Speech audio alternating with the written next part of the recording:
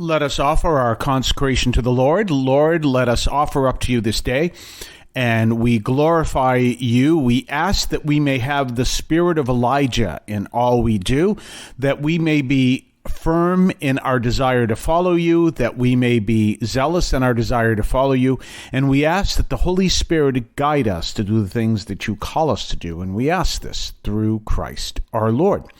Well, we are continuing in the book of Kings. This is from the 17th chapter, by the way, so it's not 1 Kings 1, but it's from the 17th chapter, and we are continuing the story of Elijah. Now, obviously, the story hasn't mentioned anything, really a lot of what is key of this story, but we're going to look at a few things. And if you look it up, if you have it in your whatever daily missal, maybe you have Magnificat, maybe you have one of the others, daily readings, or if you see it on the internet, bible.usccb.org, or if you have some other device, you have a daily missal, those, I think St. Joseph or whatever, those daily missals that you can bring to church and you have the daily missal, whatever. You know, it's kind of interesting where Father Adriano is from. Do you remember my weekly reader?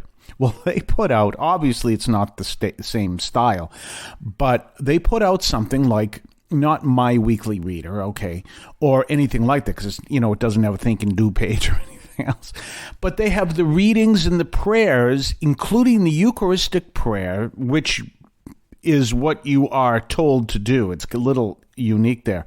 For every single Mass on Sunday. So they hand these out, and they're literally of the same kind of paper, that news block paper, like you remember my weekly reader in school. And there it was. It's this news block paper that we use here at St. Anthony Parish.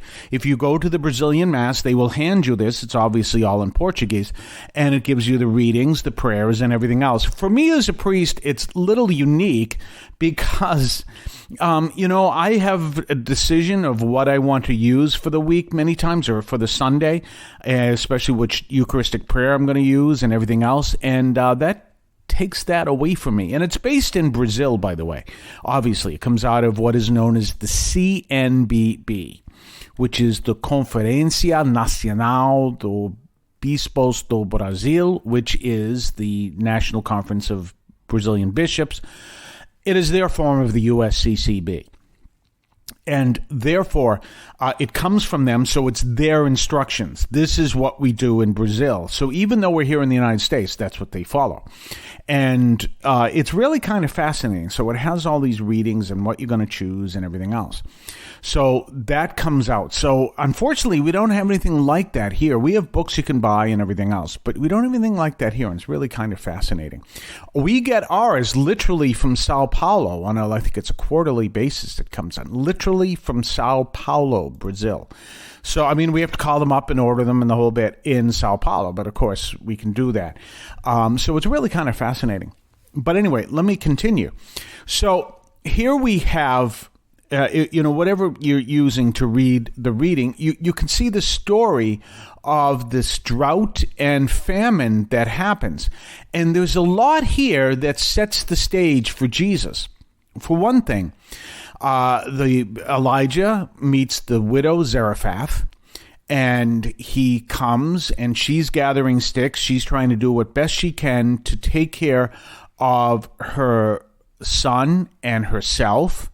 And Elijah calls out to her, "Please bring me a small cupful of water to drink." And she immediately goes to get it, despite, she's living through a famine and there's a drought and everything. She immediately goes to get it.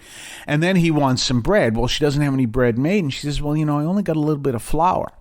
And that's where he promises her, "If you make this bread, then I promise you, you will never be without flour for the rest of this famine here." There are important things that Jesus brings up from this very story. It's this very story. First of all, he almost gets thrown over a cliff, if you remember. This is the point. Remember, it was the widow Zarephath. Remember when he says to the people in his own hometown, he talks to them and says, do what you're probably going to say, do what you've done here as you do what you've done in other places you've done here. But he also says to them, a prophet is without honor in his own country. And then he turns around and talks about a widow, and then he talks about Naaman the Syrian. Well, this is the widow. This is exactly the story he's talking about, the widow of Zarephath, that it's to her that the Lord does visitation through Elijah. But what does she do? He asks for a drink of water, and she gives it to him. Do you remember what Jesus says? If you give a prophet a drink of water because he asks for a drink of water, you will receive a prophet's reward. He says that comes from that very story. So a lot of what Jesus does comes from this story. A lot of other stuff he does all comes from other parts of Elijah's life, but it all comes from this story. So first of all, we see that Elijah speaks to the widow Zarephath, and she's the one who receives the award from Elijah and the blessing from God, and not someone else, which Jesus uses as the example. Just because we are from the same hometown, and just because you call yourself, in that case Jewish, we would say for ourselves Catholic, doesn't mean anything. I'm going to go to the people who are most responsive to what I have to offer.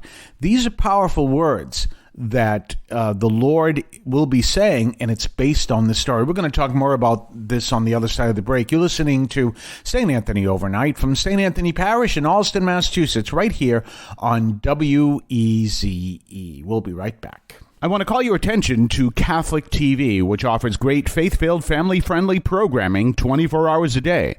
You can find your cable channel at www.getcatholictv.com, and you can watch online on the free apps or check out the YouTube channel. Daily Mass, Rosaries, the Divine Mercy Chaplet, and the Our Lady of Perpetual Help Novena are all available online and on demand. Check out CatholicTV.com.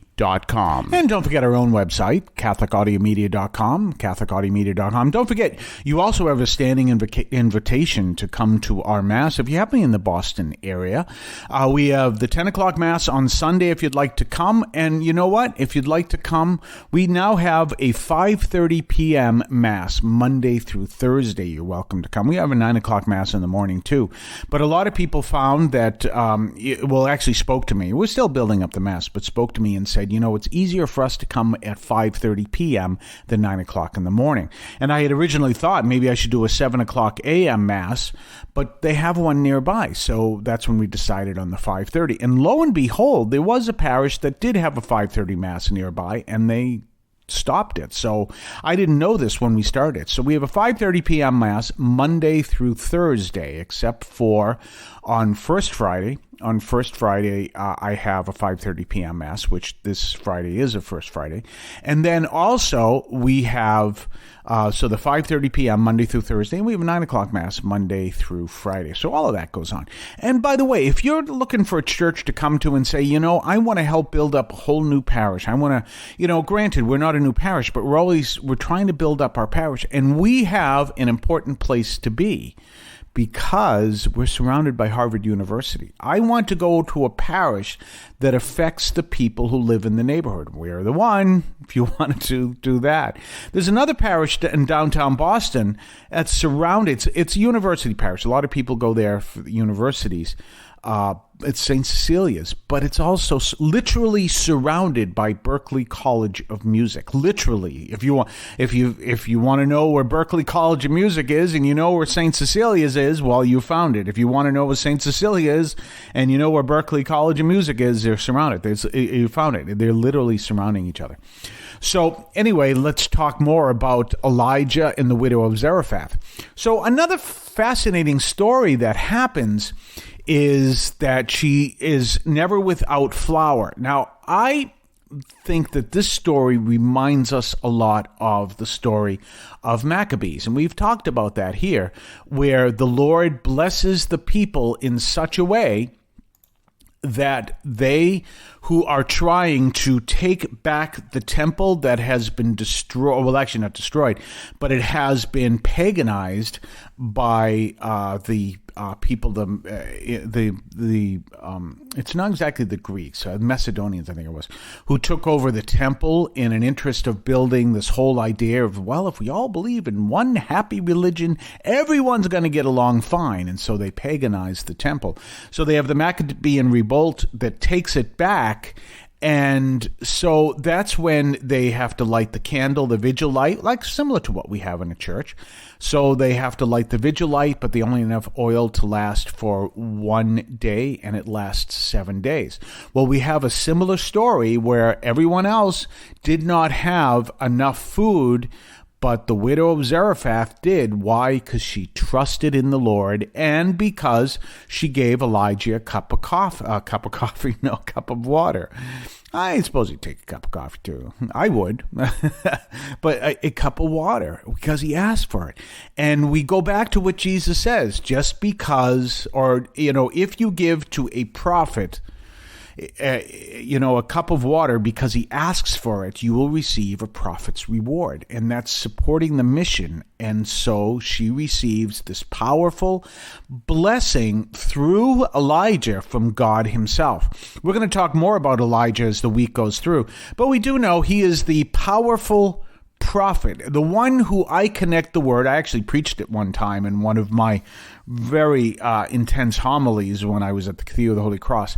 He's the one we connect with the word theophany. And what theophany means is the manifestation of God. And we see that in Elijah. Against Jezebel, by the way. We'll talk more tomorrow. In the meantime, have yourself a blessed day, and we'll see you same time or at CatholicAudiomedia.com. If you would like to support our program, please consider a donation to St. Anthony Parish in Allston, Massachusetts. There are several ways to consider this. One is to purchase any of our merchandise, which you can find at the shopping tab at CatholicAudiomedia.com. That's CatholicAudiomedia.com. There are coffee mugs there. There's also my latest book, Encounter Christ in Your Humanity, all of which you can find at the shopping tab at CatholicAudiomedia.com.